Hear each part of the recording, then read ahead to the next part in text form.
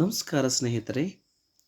ಇದನ್ನು ಬರೆದು ಪ್ರಕಟಿಸಿದ ಹಕ್ಕುದಾರರನ್ನು ವಿನಂತಿಸಿಕೊಳ್ಳುತ್ತಾ, ಬಹಳ ಅರ್ಥಗರ್ಭಿತವಾದ ಮನಸ್ಸಿಗೆ ನಾಟುವಂಥ ಈ ಸಾಲುಗಳನ್ನು ತಮಗೆ ತಿಳಿಸಬೇಕೆಂಬ ಮಹದಾಸೆ ನನ್ನದು.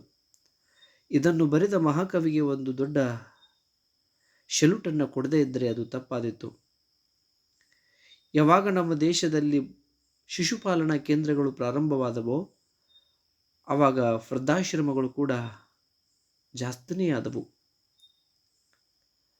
ಶ್ರೀಮಂತಿಕೆಯ ತುಡಿತ, ಕೆಲಸದ ಒತ್ತಡದಲ್ಲಿ ಹೆತ್ತ ಕರುಳುಗಳನ್ನೇ ಕಡೆಗಾಣಿಸುವ ಮಕ್ಕಳು, ತಮ್ಮ ಕರುಳ ಕುಡಿಗಳನ್ನೇ ಕಡೆಗಾಣಿಸುವ ಪಾಲಕರು.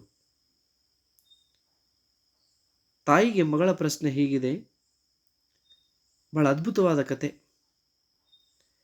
ಕೆಲಸಕ್ಕೆ ಹೋಗಿ ಮರಳಿ ಬಂದ ಅಮ್ಮನಲ್ಲಿ ಮಗು ಕೇಳಿತು, ನಮ್ಮ ಮನೆಯ ಕಪಾಟಿನ ಚಾವಿಯನ್ನು ಯಾಕೆ ಕೆಲಸದವರ ಕೈಯಲ್ಲಿ ಕೊಟ್ಟಿಲ್ಲ?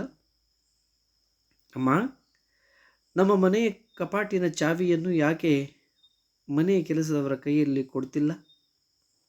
ಅಮ್ಮ ಹೇಳ್ತಾಳೆ, ಅದನ್ನೆಲ್ಲ ಅವರ ಕೈಯಲ್ಲಿ ಹೇಗೆ ಕೊಡೋದು?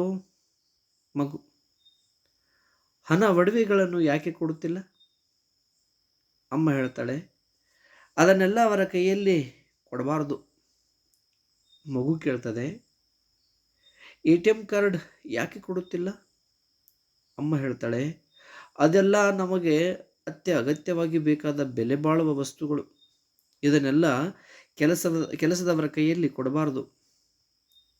ಹಾಗಾದರೆ ಮಗು ಹೇಳ್ತದೆ, ಹಾಗಾದರೆ ಯಾಕೆ ಅಮ್ಮ ನನ್ನನ್ನು ಮಾತ್ರ ಅವರ ಕೈಯಲ್ಲಿ ಕೊಟ್ಟು ಹೋಗ್ತೀಯ? ನನಗೆ ಬೆಲೆ ಇಲ್ವೇ? ನಾನು ನಿನಗೆ ಬೇಡವೇ? ಬೇಡದ ವಸ್ತುವೇ?